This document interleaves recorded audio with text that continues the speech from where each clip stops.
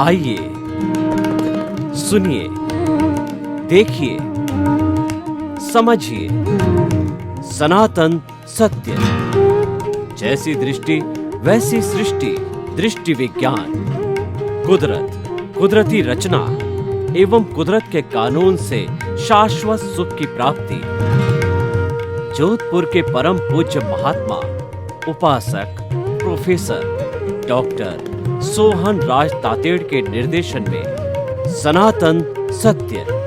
जैसी दृष्टि वैसी सृष्टि, दृष्टि विज्ञान।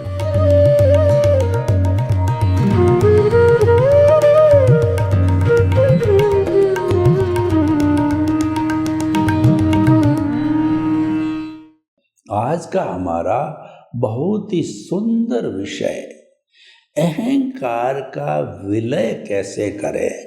अहंकार किसे कहते हैं?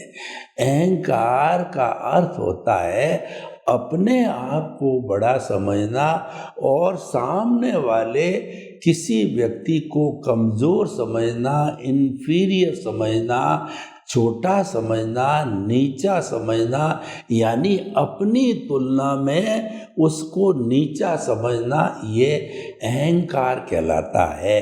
और ये मद है, वो 8 तरह के होते हैं। वो होता है कि जाति, कुल, बल, रूप, ऐश्वर्य, ज्ञान, तप और अपने समृद्धि का।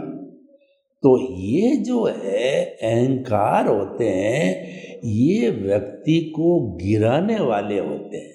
देखिए, बहुत ही सीधी इक्वेशन है कि अहंकार को घटाओ तो बढ़ते रहोगे ऊपर, अहंकार को बढ़ाओ तो घटते रहोगे नीचे।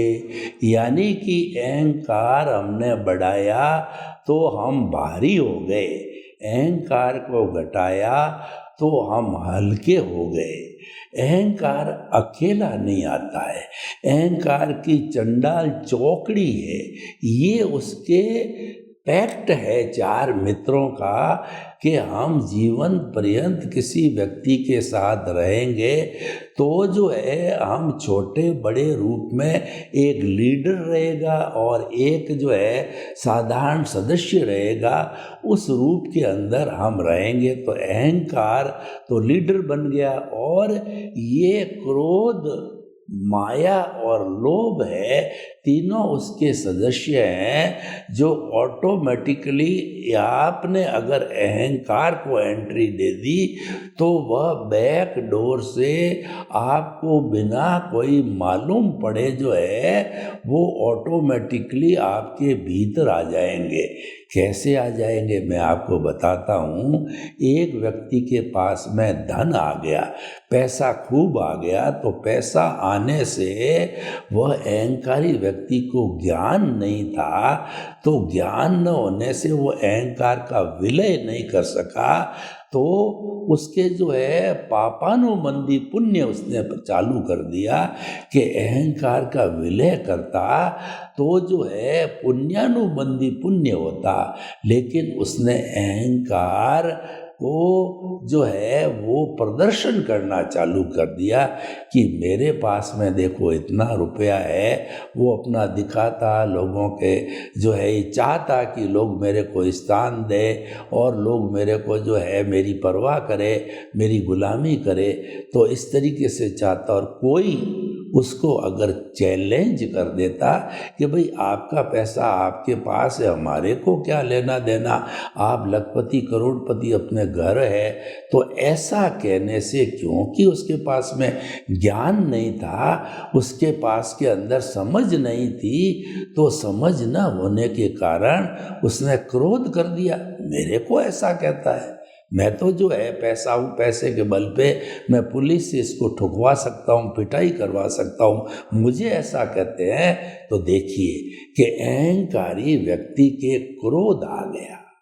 और क्रोध जो है वह देखिए, ये दूसरा मित्र एक्सप्रेस होना चालू कर दिया, क्योंकि लीडर ने अपना जो है रूप दिखाना चालू कर दिया। अब देखिए, कोई व्यक्ति क्रोधी हो गया और अहंकारी हो गया, तो अब उसके साथ में देखिए कि वो व्यक्ति और जो है ना, लोभ, जहाँ जहाँ लाहा वहाँ लोभा।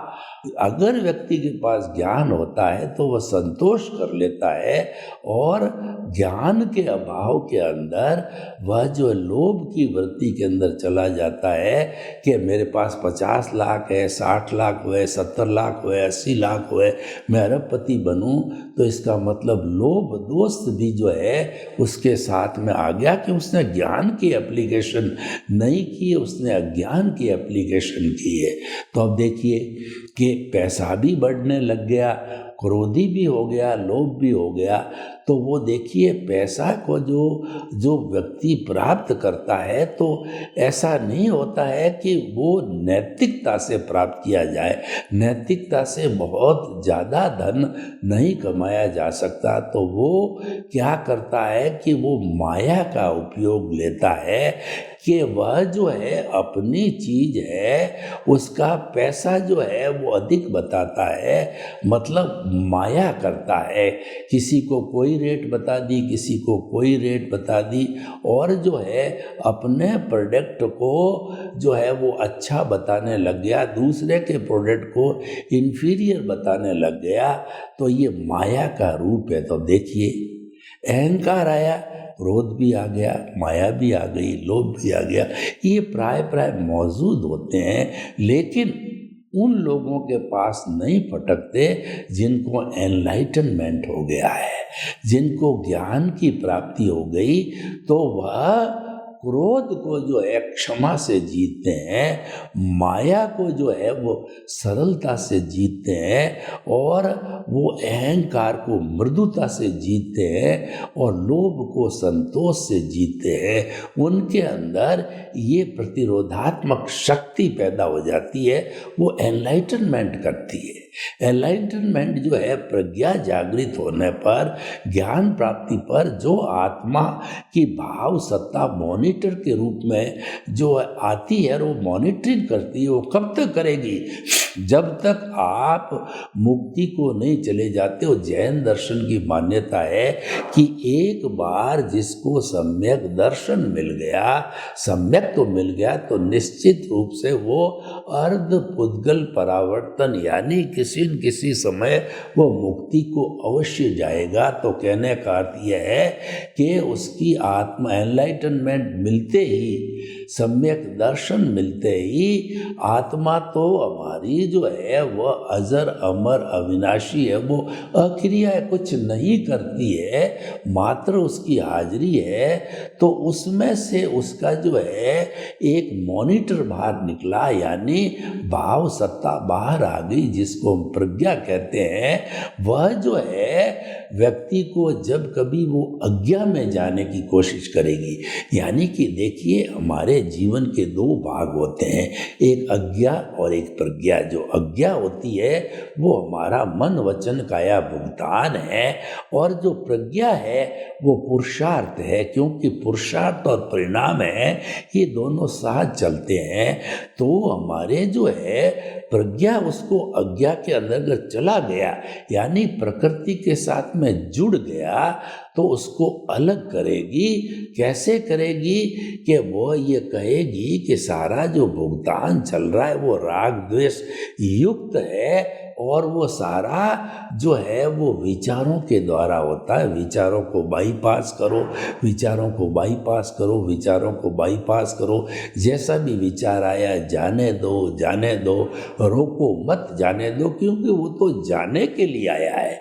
हमारे को जो भुगतान है वो जाने के लिए आया है, आने के लिए नहीं आया है। यानी कि हमारा सारा भुगतान में सुख जा रहा है, दुख जा रहा है, उम्र जा रही है, कोई भी घटना घटित हो रही है वो जा रही है, वो आने के लिए नहीं आई है। वो तो भुगतान है, वो डेबिट है, क्रेडिट है, वो तो जाने के लिए आया है। यानी वह अवस्था से जुड़ा हुआ है, कोई स्थायी नहीं है। इसका मतलब ये हुआ कि मन वचन काया तथा उससे जुड़ी हुई हर अवस्था मात्र कुदरती रचना है। वह व्यवस्थित है, वह प्रीडेस्टिन्ड है, वह फिक्स है, वो जड़ है और वो टेम्परेरी है, यानी वो आई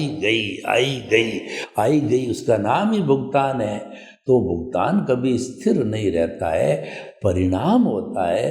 भुगतान या परिणाम एक ही चीज होती है, वो नाशवान है। लेकिन जो हमारा सनातन सत्य कार्यक्रम है, ये जो है ये परमानेंट है, क्योंकि ये सिद्धांत पर आधारित होता है। सिद्धांत कभी बदलता नहीं है। देखिए, हिंदुस्तान के अंदर गर्मी से अगर पानी गर्म होता है तो पाकिस्तान में कहिए, अमेरिका में कहिए और रशिया में कहिए, जो है ताप देने से पानी जो है जरूर गर्म होगा, ठंडा नहीं होगा।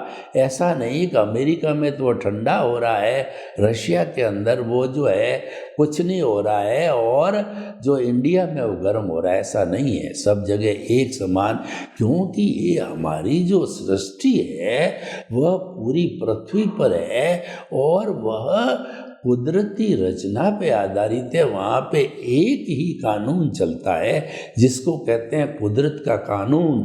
तो वह कुदरत का कानून पूरी सृष्टि पे एक समान लागू होता है। अलग अलग जगह उसका कोई भेदभाव, पक्षपात नहीं है।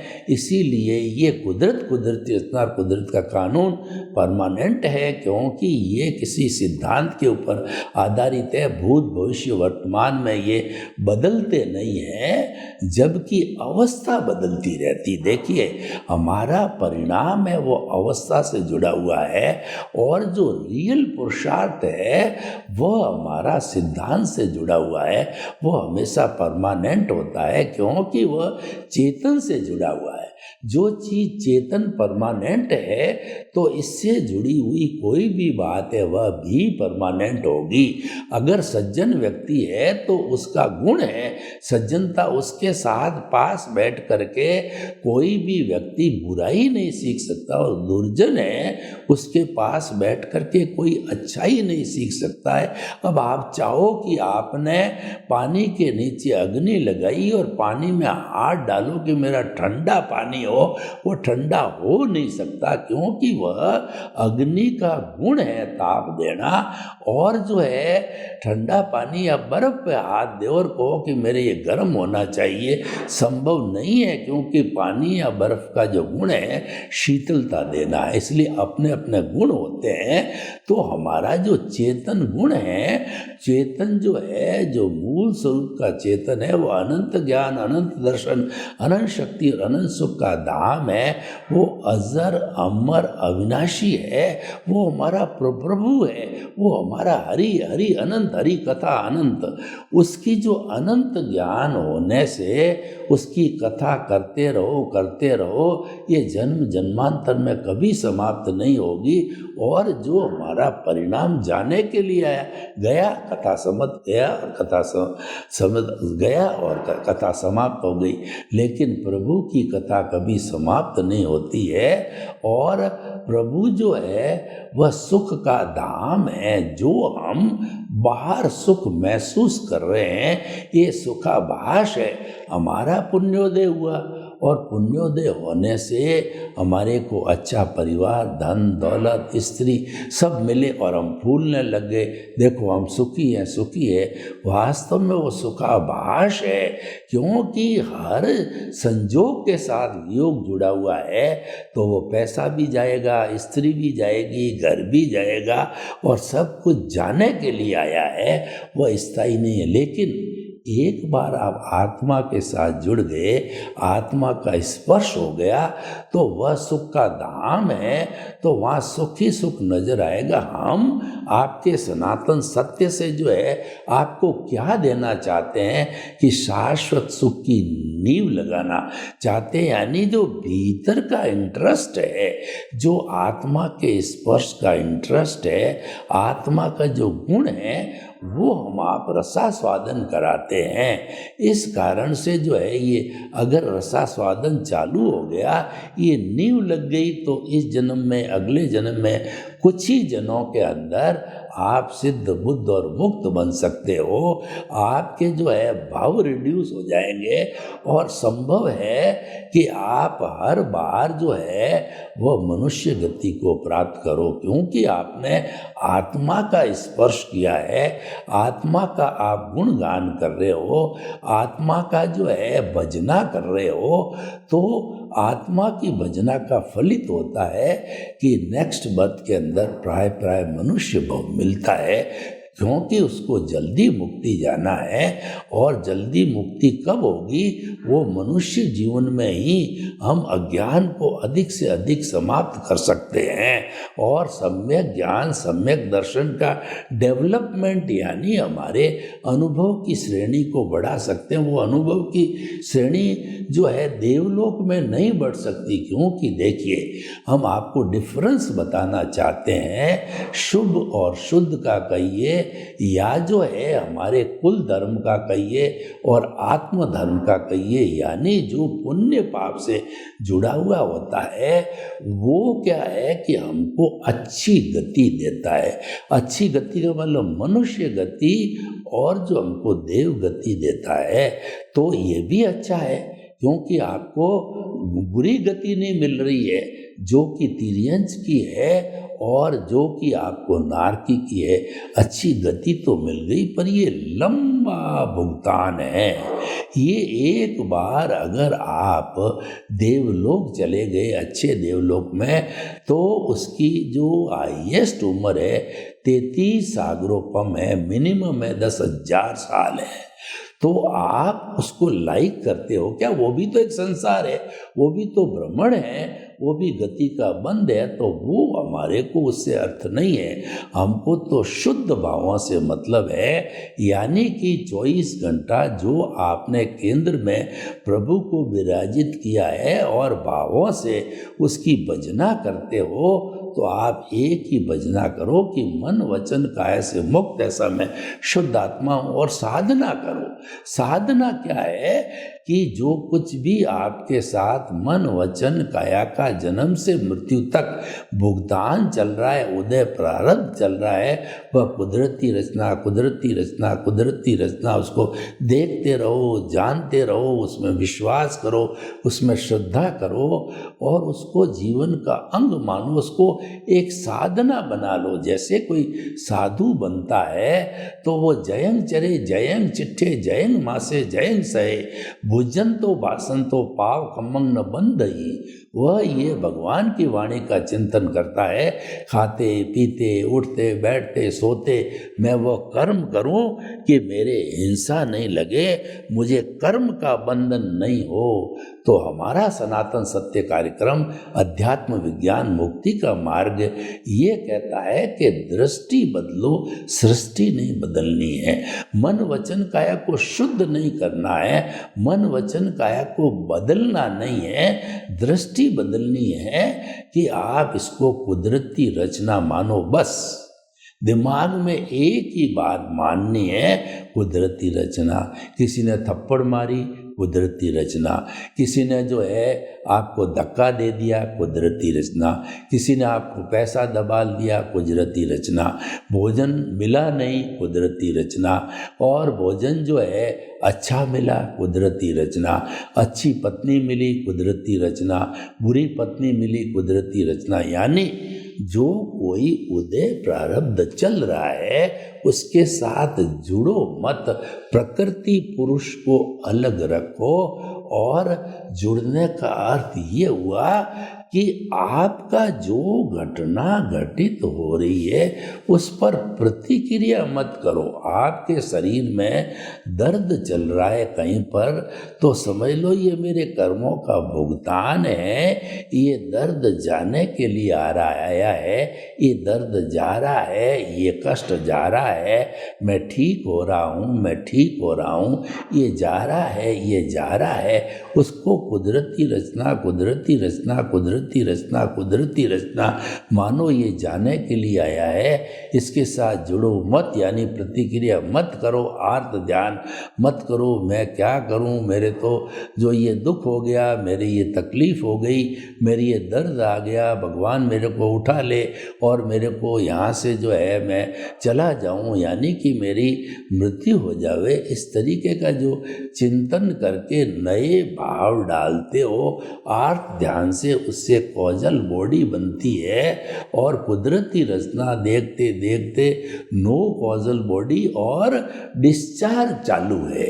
ये जो हमारा डिस्चार्ज है जन्म जन्मांतर का, ये बर्फ की सीला की तरह है। ये तो हर जन्म में अगर नया चार्ज नहीं होता है तो बर्फ की सीला की तरह 1 2 3 4 जन्म के अंदर ये पिघलता पिघलता रहेगा। यानी कि जो अज्ञान है वो अज्ञान सम्यक ज्ञान, सम्यक दर्शन जो प्रज्ञा से जुड़ा हुआ है, जो कि आपकी आत्मा के गुण हैं और प्रज्ञा उसकी मॉनिटर है। प्रज्ञा जो है वो आपकी आत्मा के अनुमान है और आप राम हो तो वह जो है आपका अज्ञान समाप्त होता रहेगा, समाप्त होता रहेगा, घटता रहेगा, घटता रहेगा।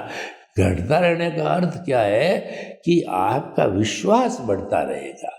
यानी दूसरे शब्दों में आप ये क्या करो कि मन वचन काया से मुक्त ऐसा मैं शुद्ध आत्मा हूँ, ये विश्वास बढ़ता रहेगा, यानी अज्ञान घटता रहेगा।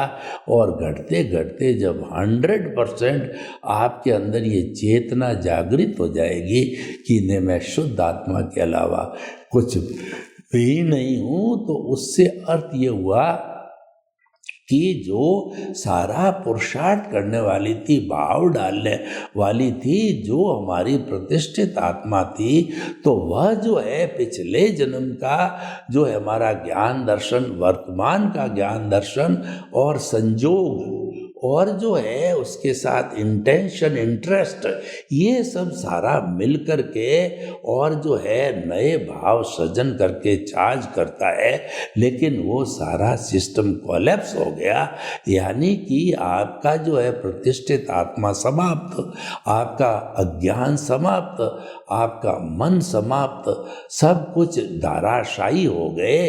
तो फिर आपका प्रभु है वो आपके सेंटर में से होकर के वह सिद्ध बुद्ध मुक्त यानी सिद्ध शिला में जाके विराजमान हो जाएगा। अनादि अनंत काल के लिए प्रभु ईश्वर बन जाएगा और वहाँ पर शाश्वत सुख को प्राप्त करेगा। यानी वहाँ पे ऐसा सुख है कि जहाँ दुख आता ही नहीं है, जिसको हम ब्लिस कहते हैं। तो भाई और बहनों, हम आपको ये कहना चाहते हैं कि अहंकार के विलय से जो है ये सारी चीज़ें प्राप्त होगी, इतना बड़ा चमत्कार होगा। और आप अहंकार को बढ़ाते रहोगे तो वही घोड़ा और वही मैदान, ये साइकिल हमेशा चलती रहेगी। आपकी प्रतिष्ठित आत्मा हमेशा बनी रहेगी, जो कि पीछे से भवांतर से बनी हुई है और वो भाव डालती रहेगी, कॉजल बॉडी बनती रहेगी। अलग अगले जन्म में वो चार्ज डिस्चार्ज बनता रहेगा और जो पिछला जो चार्ज पड़ा है वो एज इट इज पड़ा रहेगा। यानी इसका कोई अंत नहीं आएगा। देखिए, इसको भगवान महावीर ने 2 तरह के धर्म बताए। एक तो संवर होता है, एक निर्जरा होती है। यानी जो जन्म जन्मांतर का कर्मों का पुलिंदा जो भरा पड़ा है आत्मा के साथ में, मान लीजिए वो पुण्य पाप रूपी पानी है, तो उसको पंप लगा करके और बाहर निकालना पड़ेगा, क्योंकि वो इतना भरा हुआ है कि वह साधारण रूप से कभी भी नहीं सूखने वाला है। तो उसके अंदर पंप लगाया, यानी निर्जरा को बढ़ाया। तो पानी, निर्जरा का मतलब dissociation of the Karma from the causal body, वो पानी बाहर आकर के और वह तालाब जो साफ हो जाएगा। और जो नया पानी नहीं आने देना, पानी आता रहेगा और जाता रहेगा फिर तो कंटिन्यूस नहीं रहेगी। नया पानी नहीं आने देने का मतलब आपका सम्यक ज्ञान, सम्यक दर्शन और आपकी जो इंट्यूशनल पावर प्रज्ञा है वह आपकी काम करती रहेगी और वो काम करने से संवर होगा। संवर का अर्थ होता है किसी प्राणी को किंचित मात्र भी दुख न देना। जो हमारे कर्मों का बंधन होता है वह हिंसा होती है, वो जीवित प्राणी से जुड़ी हुई होती है। जड़ पदार्थ के करने से कोई हिंसा नहीं होती, क्योंकि उसको सुख दुख की अनुभूति नहीं होती, वो फीलिंग करता नहीं। एक पत्थर का टुकड़ा जो कि खान से बाहर निकाला हुआ, उसके कितने ही टुकड़े करो उसको कोई दर्द नहीं होता है। लेकिन एक मनुष्य है, उस मनुष्य के छुरा भौंको, चाकू भौंको या जो है वो बंदूक से जो है गोली लगाओ, उसको दुख होता है, दर्द होता है। और उसके दुख होने के कारण हमारे अशाता वेदनीय का कर्म बनता है। तो ये जो है सारा जुड़ा हुआ है, ये चेतना के साथ में अचेतन तत्वों का कुछ भी नहीं होता है, क्योंकि वो तो बेचारा जड़ पदार्थ है, वो तो साधन है, वो तो आपको सहयोग दे सकता है। मालिक तो आप हो, इसीलिए अपने मालिक की चिंता करो, मालिक को पहचानो, तो आपको सर्व दुखों से मुक्ति होके शाश्वत सुख की प्राप्ति हो सकती है। सर्वे भवन्तु सुखिनः, सर्वे सन्तु निरामया। लोक के सब जीवों को सुख मिले, शांति मिले, आनंद मिले और सभी अपनी अपनी आत्मा की अनुभूति करके सिद्ध बुद्ध मुक्त बने, उसके प्रति मंगल भावना।